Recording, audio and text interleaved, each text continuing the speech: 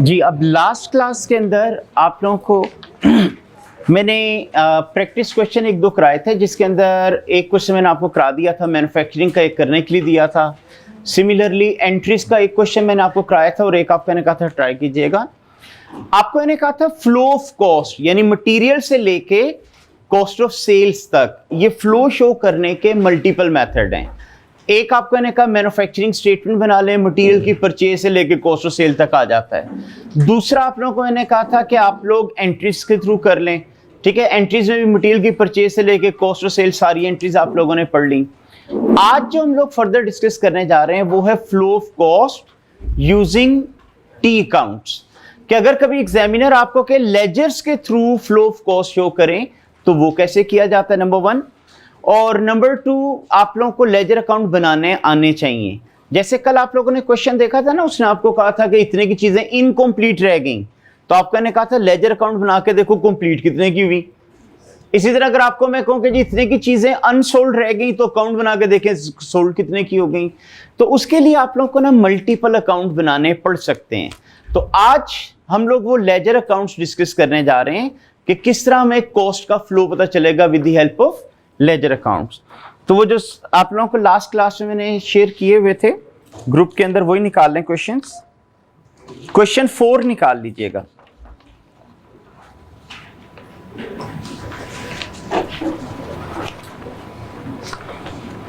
ठीक है, ग्रुप में आप लोगों का सॉफ्ट में शेयर किया था मैंने, आपका था अगर वो बुक शफल के पास होता है, अगर आपने हार्ड फॉर्म में निकालना हो प्रिंट। सो क्वेश्चन नंबर 4 कह रहे गेमा limited has had the following inventories। ठीक है, कह रहा कोई गेमा लिमिटेड है और ये इन्वेंट्रीज उसकी पड़ी हुई हैं। किस किस चीज की? Material opening closing, finish goods opening closing, work in process material, work in process labour, work in process efforts. अच्छा, 3 separate work in process account उसने ओपन किए हुए हैं। इसका क्या फायदा होता है वो इंशाल्लाह जब मैं भी क्वेश्चन कंप्लीट करूंगा फिर आपको बताऊंगा। तो बहरहाल अगर कभी इस तरह का क्वेश्चन आ जाए ना, separately work in process account open किए हो, तो फिर आप लोगों ने अलग अलग ही बनाना होते हैं। और जो मटेरियल कॉस्ट आप जब डायरेक्ट मटेरियल रिकॉर्ड करेंगे वर्क इन प्रोसेस मटेरियल में रिकॉर्ड होगा, जब आप लेबर रिकॉर्ड करेंगे वर्क इन प्रोसेस लेबर में होगी, और जब एफर्ट अप्लाई करेंगे तो वर्क इन प्रोसेस एफर्ट्स में हुआ करेगा। नीचे आपको कह रहे हैं during September the cost of materials purchased was 200,000. Direct labor incurred was 180,000. Factory overhead applied to production was at the rate 75% of direct labor cost. आपको कह रहे T accounts showing flow of cost of goods manufactured and sold using 3 accounts for work in process. अच्छा, यहां पे तो उसने आपको कह दिया 3 work in process account banana. In case अगर वो आपको ना भी कहता और ओपनिंग क्लोजिंग उसने अलग अलग दिए हुए हैं तो अलग अलग ही बनेंगे। ठीक है, अच्छा अब फायदा क्या होता है इसका, वो जब भी मैं क्वेश्चन कंप्लीट करूंगा तो फिर आपको समझ आएगी। अच्छा, यहां पर उसने आपको कहा टी अकाउंट्स बना के फ्लो ऑफ कॉस्ट शो करो कि कैसे डिफरेंट अकाउंट से कॉस्ट गुजर के कंप्लीशन की तरफ और फिर कॉस्ट ऑफ सेल तक जाती है। अब जरा हम इसको करके देखते हैं। तो इसके लिए हमें जो अकाउंट्स बनाना होंगे,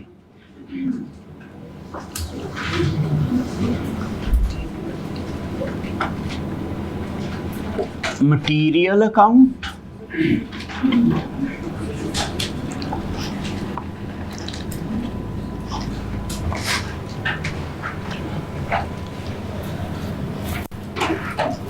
इसी तरह work in process material, work in process labour और work in process effort.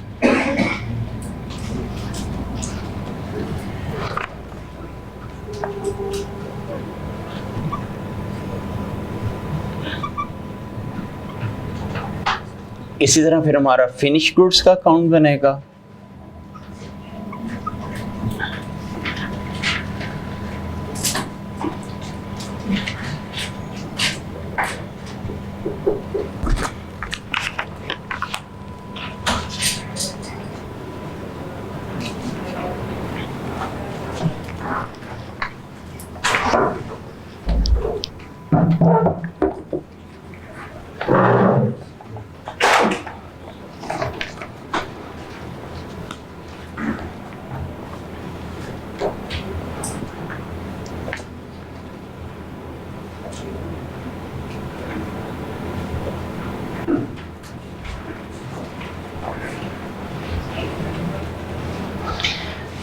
Ledger account बनाने का आपको तरीका पता है कि ओपनिंग और क्लोजिंग बैलेंसेस वगैरह लिखे जाते हैं और फिर जो भी इंक्रीज डिक्रीज हो साथ वो आ जाता है।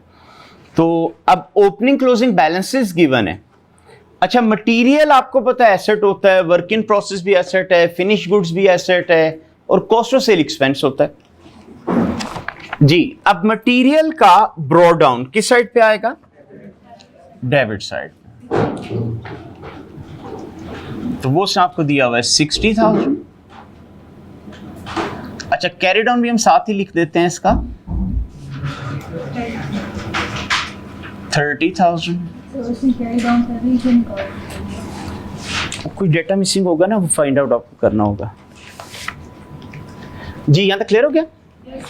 अच्छा जी, इसी तरह अब आते हैं फिनिश्ड गुड्स। अच्छा, फिनिश्ड गुड्स को उसने आपको ब्रॉ डाउन दिया हुआ है 50,000 और कैरी डाउन 47,000।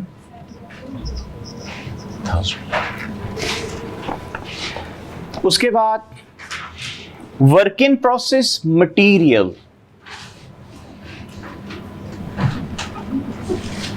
ये उसने आपको दिया हुआ है 30,000 और इसका कैरी डाउन 12,000। उसके बाद वर्क इन प्रोसेस लेबर का उसने दिया हुआ है ब्रॉड डाउन 36,000 और फिर कैरी डाउन 20,000। और लास्ट है जी work in process FOH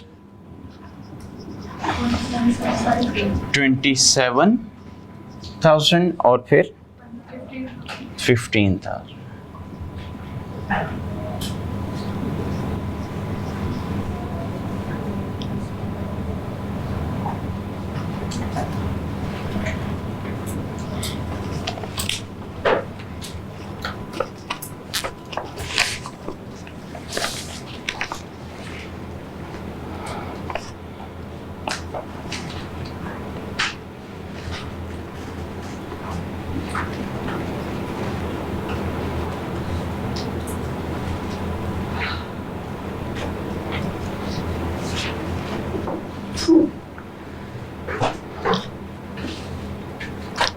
so laser के जो बैलेंसेस गिवन थे वो तो हम लोगों ने लिख दिए। अब नीचे पैराग्राफ पे आते हैं ताकि उसकी भी रिकॉर्डिंग कर दी जाए जी। तो नीचे आपको कह रहे हैं during September cost of material purchase was 200,000 जी। किस अकाउंट में आएगा? तो मटेरियल की डेबिट साइड पे आ जाएगा।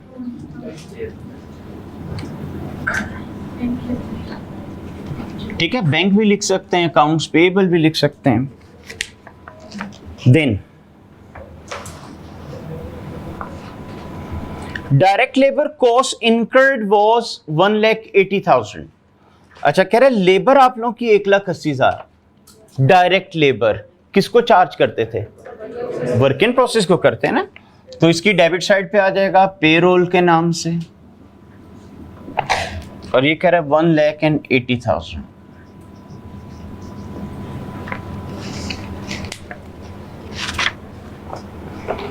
Next, factory overhead applied to production was 75% of direct labor cost। अच्छा, अब जब FOH अप्लाई करते थे क्या एंट्री बनती थी? Work in process debit, FOH credit. तो इसका ना वर्क इन प्रोसेस की डेबिट साइड पे आना चाहिए, लेकिन अब कौन से वाला वर्क इन प्रोसेस? FOH वाला। ठीक है, तो इसकी डेबिट साइड पे हम लिख देते हैं FOH अप्लाइड। अच्छा, अब इसका उसने रेट दिया है 75% ऑफ डायरेक्ट लेबर। तो 1,80,000 का 135,000।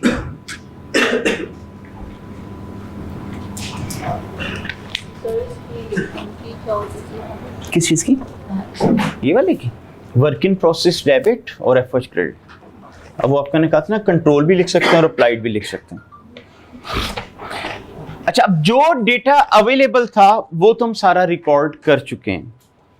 अब वन बाय वन हम लेजर क्लोज करना शुरू करते हैं और देखते हैं कहां से फिगर निकल के किधर ट्रांसफर होगी। सो सबसे पहले मटीरियल अकाउंट, जी अब इधर का टोटल बन रहा है 260,000, तो इधर भी आना चाहिए 260, तो बैलेंसिंग फिगर आ गई आपकी 230,000। मटीरियल से वैल्यू किस अकाउंट में ट्रांसफर होगी? अच्छा, अब यहां पे क्योंकि सेपरेट अकाउंट ओपन किया ना, तो वर्क इन प्रोसेस कौन से वाला? मटीरियल वाला। ठीक है, तो ये फिगर अब आपकी इनफैक्ट इधर आ जाएगी, मटीरियल के रेफरेंस है।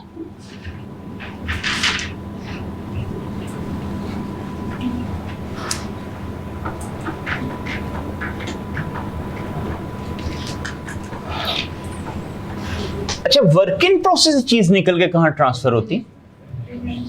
फिनिश गुड्स में। इसका मतलब जब इसको मैं क्लोज करूंगा तो ये बन रहा है जी 260,000, इधर भी आना चाहिए था 260,000, और बैलेंसिंग फिगर आ गई 248, और ये आप लोगों ने कहा फिनिश्ड गुड्स को ट्रांसफर होता है। तो ये सर अगर हम काम करें तो ज़्यादा बनते हैं। क्या चीज? सॉरी, ये वाला देखना 230 तो आपकी बैलेंसिंग फिगर आ गई, मतलब 230 का मटीरियल आपने कंज्यूम किया, 30 का ऑलरेडी लगा हुआ था, 260 हो गया, उसमें से स्टिल इनकम्प्लीट जो चीजें उस पर 12,000 का लगा हुआ है, तो हम लोग उसमें ट्रांसफर करेंगे। हाँ, इसका मतलब जो चीजें कंप्लीट होगी उनमें इतने का मटीरियल लगा हुआ है, वो उसमें ट्रांसफर हो जाएगा। अच्छा, तो यहाँ पे अब आप किस रेफरेंस से लिखेंगे? वर्क इन प्रोसेस मटीरियल के रेफरेंस।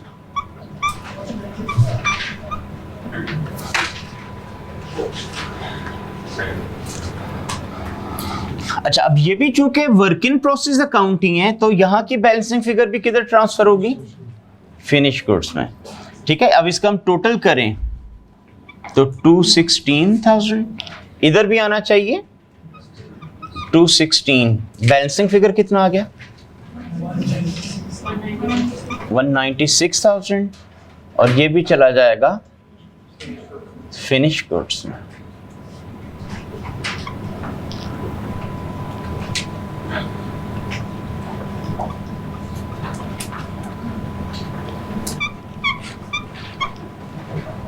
लगा।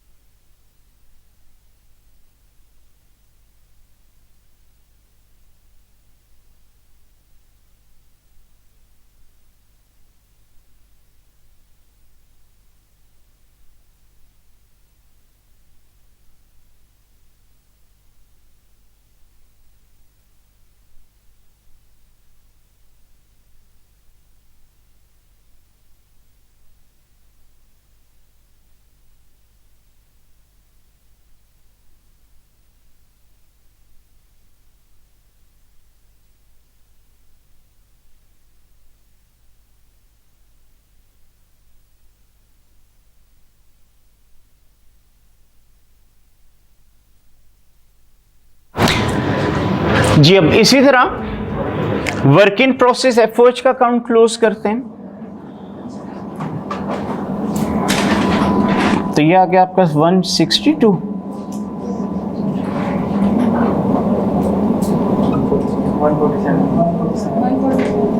147।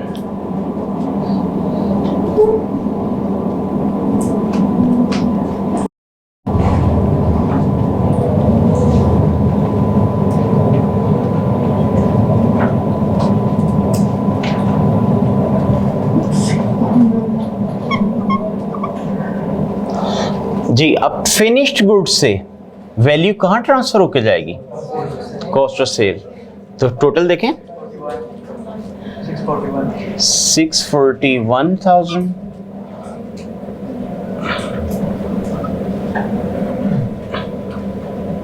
594 और फिनिश गुड से कहाँ जाएगा आपने कहा? कॉस्ट ऑफ सेल्स में।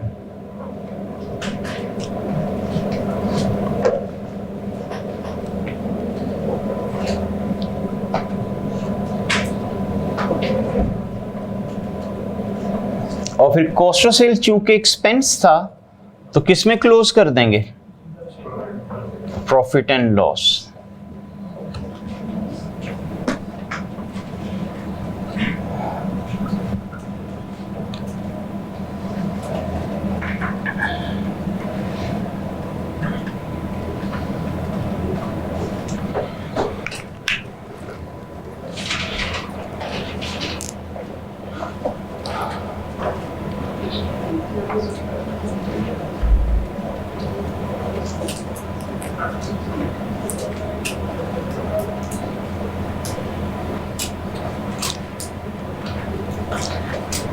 तो ये हम लोगों ने देखा flow of cost using T counts.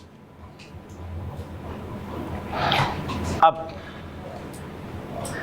मसले के 3 सेपरेट अकाउंट बनाने का फायदा क्या? देखिए लास्ट डे जब मैंने आपको क्लास में क्वेश्चन कराया था मैंने उसमें एक ही वर्क इन प्रोसेस का अकाउंट बनाया था, ठीक है, जिसका ब्रॉड डाउन हम लोगों ने डेबिट साइड पे लिखा था, इस साइड पे मटेरियल, लेबर, एफओएच, ठीक है, कैरी डाउन था इस तरफ और ट्रांसफर हो गई थी वैल्यू किसमें? फिनिश गुड्स में। अब मसला है कि सिंगल अकाउंट जब बनाया था ऐसे बनाया था, 3 अकाउंट आपने बनाए तो 3 सेपरेट अकाउंट मेंटेन करने की जरूरत क्या थी? अब वो चीज हम लोगों ने इनफैक्ट डिस्कस करनी। देखिए जब मैंने ये अकाउंट बनाया था तो ये अमाउंट क्या चीज निकली थी कि जो चीजें कंप्लीट हो गई उनकी कॉस्ट इतनी है। क्या आप लोग इस फिगर को देखकर मुझे बता सकते थे इसमें मटेरियल कितना लगा हुआ है, लेबर कितनी, ओवरहेड कितना? नहीं। आपको आइडिया है कि जितना ज्यादा कंपटीशन है हमारा, हम लोग अपना प्राइस को इंक्रीज करके प्रॉफिट मैक्सिमाइज नहीं कर सकते। अगर प्रॉफिट मैक्सिमाइज करना है तो हमें कॉस्ट कट डाउन करना पड़ती है। तो कॉस्ट कट डाउन करने के लिए पता तो होना चाहिए ना कि मटेरियल लगना कितना चाहिए था, लग कितना गया, लेबर लगनी कितनी चाहिए थी, लग कितनी गई।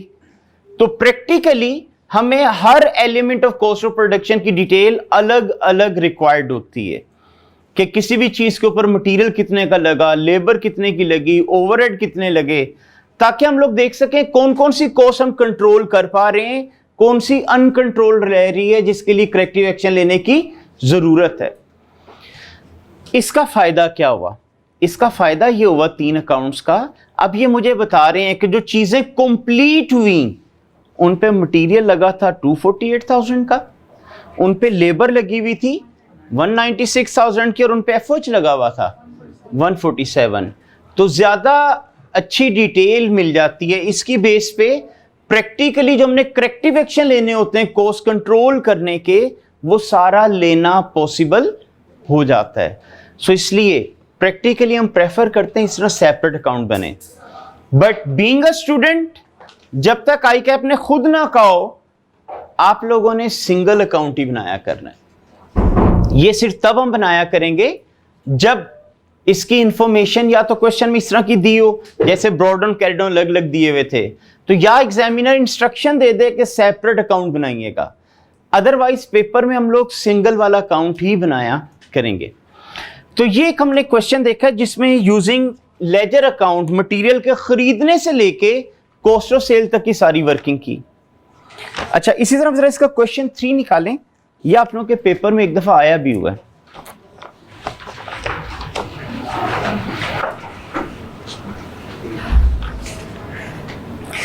जी कह रहा following information is available for March, accounts payable opening, work in process opening, finish goods opening, material closing, accounts payable closing, finish goods closing, actual FOH, cost of goods sold and payment to accounts payable. नीचे कह रहा है effective rate is applied at 200% of direct labour cost, jobs still in process. क्या मतलब हुआ इसका? Work in process, ठीक है, जॉब स्टिल इन प्रोसेस, के वो जॉब जो अभी तक इनकम्प्लीट है, इन प्रोसेस है, इसका मतलब वर्क इन प्रोसेस क्लोजिंग वो आपको बता रहा है।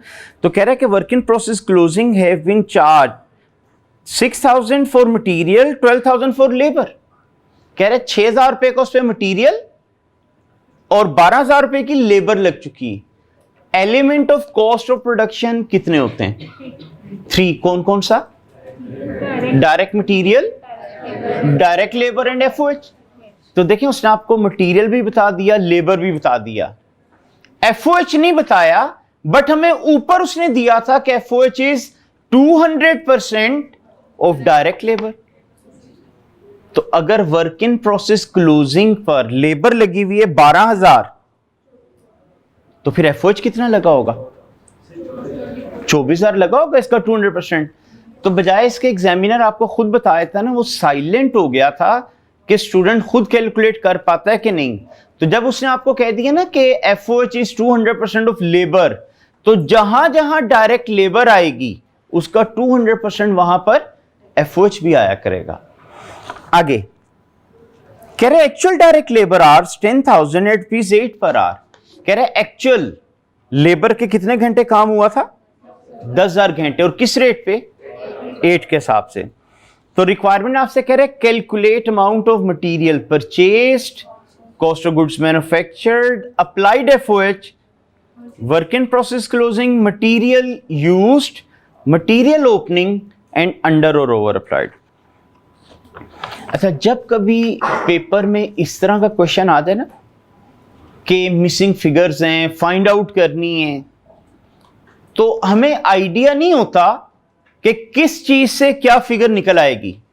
मसलन देखिए उसने कहा मटेरियल परचेस्ड, अब मेरे ज़हन में मटेरियल अकाउंट बनाऊंगा, यहां से परचेज पता चल जाएंगी। हो सकता है मैं ऊपर हेडिंग दूं मटेरियल परचेस्ड और ये अकाउंट बनाना शुरू करूं तो पता चले यहां से क्लोजिंग निकल आया। तो अब मैं अगर कटिंग वगैरह करूंगा तो अननेसेसरी वेस्टेज ऑफ टाइम भी होगा, प्रेजेंटेशन भी इफेक्ट हो जाती है। सो जब कभी पेपर में इस तरह का क्वेश्चन आए ना जिसमें बैकवर्ड जाके मिसिंग फिगर निकालना हो और हमें श्योरिटी नहीं होती कि किस अकाउंट या वर्किंग से क्या चीज निकल आएगी, तो इस तरह का क्वेश्चन प्रेजेंट करने का तरीका ये होता है कि उसकी जो रिक्वायरमेंट्स है ना आप उसी ऑर्डर में लिखें और उसके आगे फिगर्स की जगह छोड़ दें, देन नीचे वर्किंग शुरू कर दें, फिर जहां से जो चीज निकल आई वो ला के उधर लिख देंगे वर्किंग के रेफरेंस के साथ। अच्छा, इस डेटा को देखकर क्या लगता है कैसे मिसिंग फिगर निकल सकती हैं? टी अकाउंट्स बनाकर कैसे पता चला? ओपनिंग और क्लोजिंग बैलेंसेस दे रहा है ना, तो जब ओपनिंग क्लोजिंग बैलेंस दिए तो मोस्ट प्रोबेबली लेजर अकाउंट बन सकेगा। तो इसका मतलब हमें लेजर अकाउंट्स बनाकर मिसिंग फिगर निकालना पड़नी थी। हाँ जी, अब इसमें एक सिंगल ही बनेगा।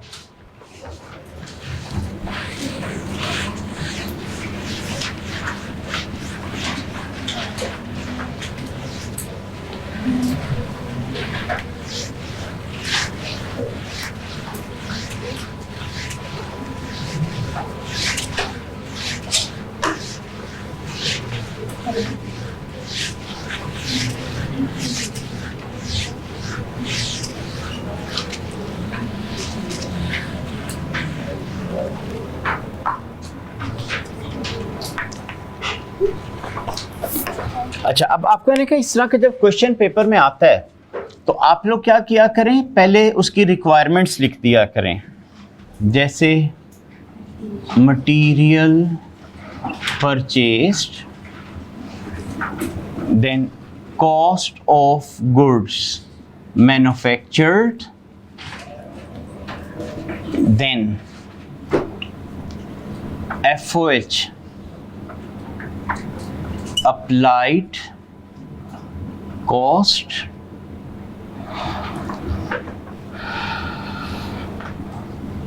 work in process closing,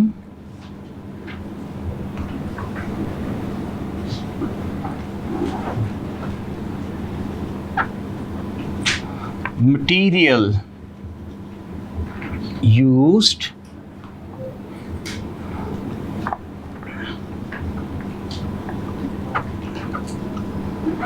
material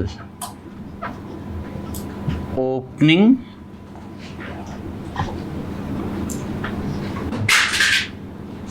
और अंडर या ओवर अप्लाइड FOH कॉस्ट। अच्छा, अंडर या ओवर अप्लाइड के लिए क्या कुछ पता होना चाहिए? हाँ जी, एक एक्चुअल FOH कॉस्ट,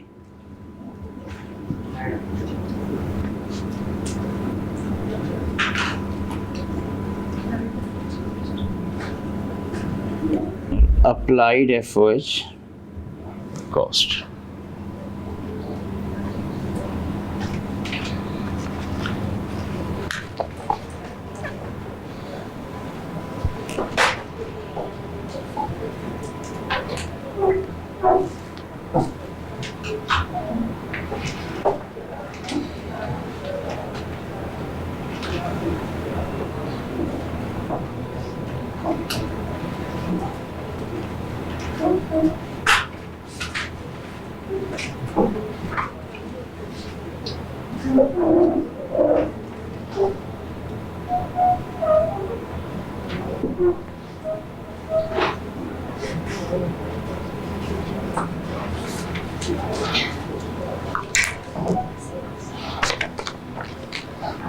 अब आ जाते हैं वन बाय वन वर्किंग्स के ऊपर।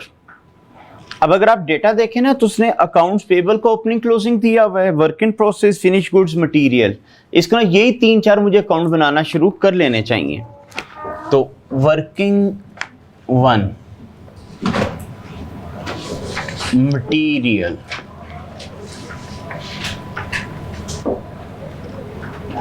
Working 2 work in process,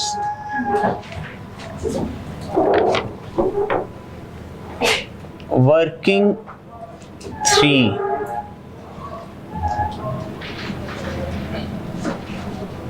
finished goods, working 4 accounts payable,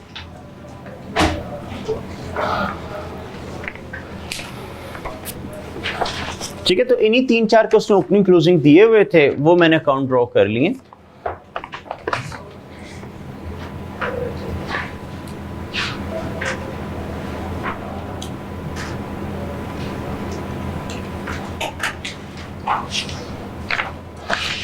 अब वन बाय वन डेटा इसमें पोस्ट करते हैं और फिर देखते हैं रिजल्ट्स क्या आते हैं। जी, अकाउंट्स पेएबल ओपनिंग किस तरफ आएगा? क्रेडिट साइड पे। तो ये उसने आपको दिया हुआ है 6000। Then work in process brought down, ये किस तरफ आएगा? ये डेबिट साइड पर आएगा 30,000। फिनिश गुड्स ओपनिंग, ये भी डेबिट साइड पे 50,000।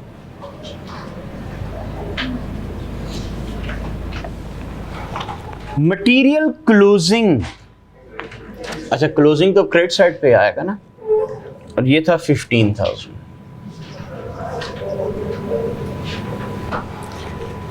अकाउंट्स पेएबल क्लोजिंग, ये उसके डेबिट साइड पे आ जाएगा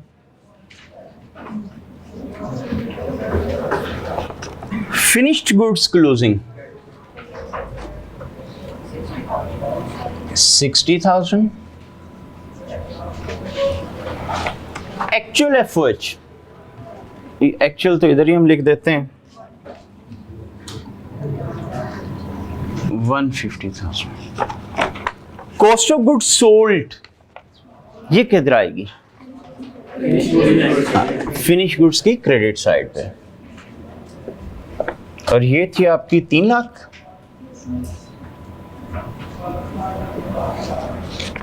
payment to accounts payable, accounts payable की डेबिट साइड पे,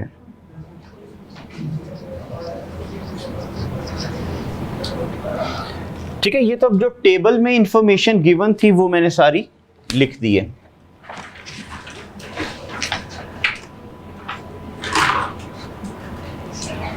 अब नीचे पैराग्राफ पे आते हैं। Factory rate is applied at 200% of direct labour cost. Applied का उसने रेट दे दिया, लेकिन जब तक लेबर नहीं पता चलेगी ये कैलकुलेट नहीं हो सकता। जॉब स्टिल इन प्रोसेस, ठीक है। जॉब स्टिल इन प्रोसेस का मतलब जो वर्क इन प्रोसेस क्लोजिंग है, मतलब वो इसके क्लोजिंग के बारे में हमें बता रहा है। कह रहे has been charge 6,000 for material, कह रहे इस पे 6,000 रुपए का मटीरियल लग चुका है, एंड 12,000 फॉर लेबर, 12,000 किस पे लेबर लग चुकी हुई है। और आप लोगों ने कहा था कि चूंकि एफओएच का रेट बेस्ड ऑन लेबर है, जब जब लेबर रिकॉर्ड होगी तो उसका 200% एफओएच भी रिकॉर्ड हो जाएगा, ठीक है। इसका मतलब इसी के अंदर अब हमें क्या करना पड़ेगा, हाँ जी, तो 12,000 का 200% भी ऐड करना होगा। तो 24 और 12 36 और 6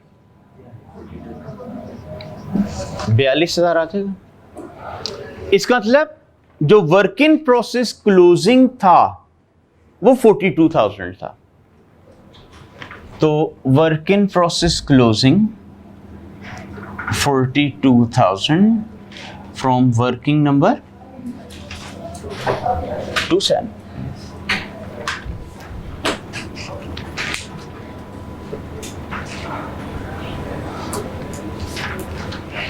क्लियर हो गए पॉइंट भी। देन आपको कह रहे हैं actual labour hours 10,000 eight 8 per our. अच्छा, एक्चुअल डायरेक्ट लेबर तो किस में आएगी, तो इसका मतलब इसकी डेबिट साइड पे आ जाएगी पे रोल, ठीक है। कह रहे 10,000 घंटे किस रेट पे, तो ये तो आ गई 80,000। जैसे ही लेबर रिकॉर्ड होगी एफओएच अप्लाई करना पड़ेगा।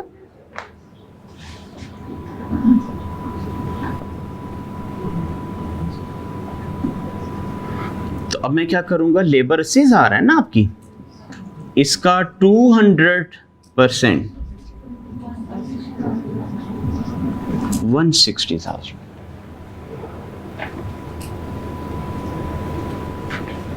अच्छा, अब देखें, दोस्तों मांगा था ना आपसे एफओएच अप्लाइड टू प्रोडक्शन,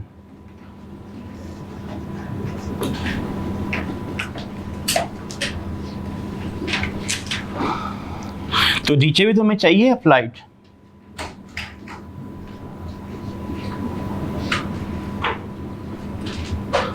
जी, तो ये 10,000 का क्या निकल आया जी, अब ज्यादा अप्लाई किया हुआ है तो ये आ गया ओवर अप्लाइड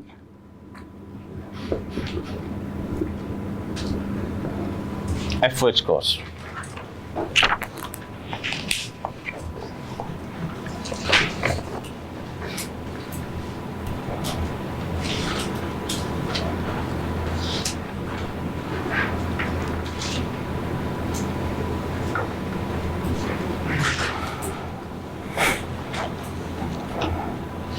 जी, अब जो इंफॉर्मेशन थी वो तो हम सारी लिख चुके हैं। अब वन बाय वन देखते हैं, जो जो अकाउंट क्लोज हो सकता होगा उसको क्लोज करते जाएं। क्या मटेरियल अकाउंट अभी क्लोज कर सकते हैं?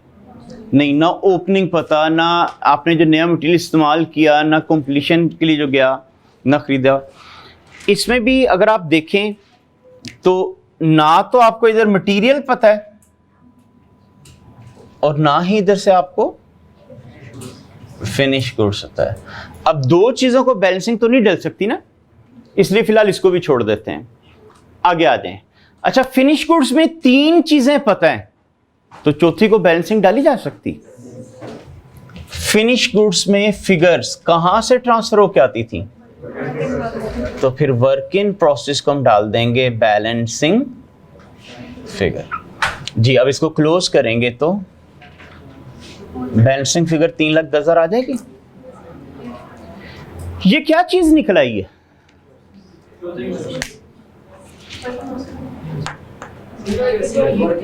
हाँ, ये वो चीजों की कॉस्ट है जो वर्क इन प्रोसेस से निकलकर फिनिश गुड्स में आई। अच्छा, कौन सी चीजें होती जो वर्क इन प्रोसेस से फिनिश गुड्स में चली जाती? हाँ, जो चीजें आपकी कंप्लीट बन चुकी होती हैं, यानी कॉस्ट ऑफ गुड्स मैन्युफैक्चर्ड। इसका मतलब ये जो 3,10,000 निकला है ना, ये हमारे पास कॉस्ट ऑफ गुड्स मैन्युफैक्चर्ड आ गया है। अच्छा, फिनिश गुड्स की अगर डेबिट साइड पे है तो वर्क इन प्रोसेस की, तो वो आप इधर लिख लो। अच्छा, इसको अब तो क्लोज कर सकते हैं ना, तो एक ही चीज मिसिंग रहेगी, तो अब आप बैलेंसिंग फिगर इसको डाल दें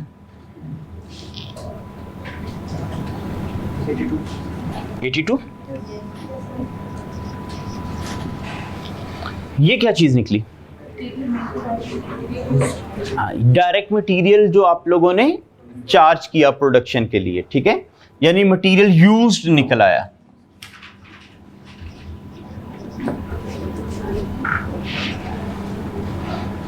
तो जब मटेरियल यूज होता है वो मटेरियल अकाउंट की किस तरफ आता है, तो फिर इसको इधर लिखते हैं।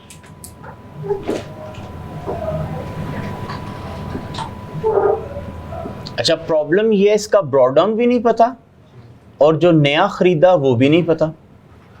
अब दो चीजों को बैलेंसिंग तो नहीं ना डल सकती। अच्छा, अकाउंट्स पेबल की तीन चीजें पता है, तो चौथी फाइंड आउट कर सकते हैं, तो इसको क्लोज कर लेते हैं ताकि यहां से हमें पता चले मटेरियल खरीदा कितने का, 39।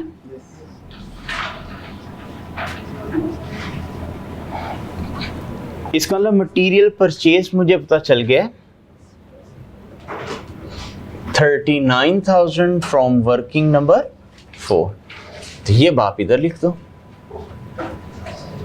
तो अब फिर इसके ब्रॉड डाउन को बैलेंसिंग फिगर डाल सकते हैं 58। इसका मटेरियल ओपनिंग था आप लोगों का ₹58,000 फ्रॉम वर्किंग।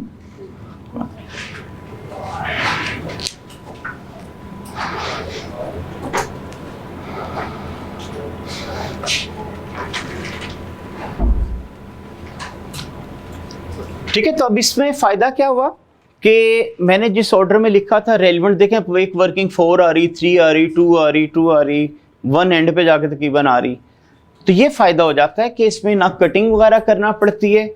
अब हो सकता है मेरे ज़हन में ये होता है मटेरियल अकाउंट से मटेरियल निकलेगा परचेज, वहां से आपने देखा ओपनिंग निकला है, तो इस वजह से आपने ने कहा था कि इस तरह की प्रेजेंटेशन किया करें, ना कटिंग होती है ना ओवर राइटिंग होती है, और एग्जामिनर को एक ही जगह आपके प्रॉपर आंसर्स भी अवेलेबल हो जाए करते हैं। तो आज फिलहाल अब इसको यहीं तक मैं रहने देता हूं। कल इंशाल्लाह जो हम लोग डिस्कस करेंगे इसका जो जॉब ऑर्डर कॉस्टिंग वाला एस्पेक्ट है वो हम लोग देखेंगे कि जॉब ऑर्डर कॉस्ट कार्ड या शीट कैसे बनती है, जॉब ऑर्डर में एंट्रीज और लेजर अकाउंट्स किस तरह बना करते हैं। थैंक यू जी। इन्हीं क्वेश्चन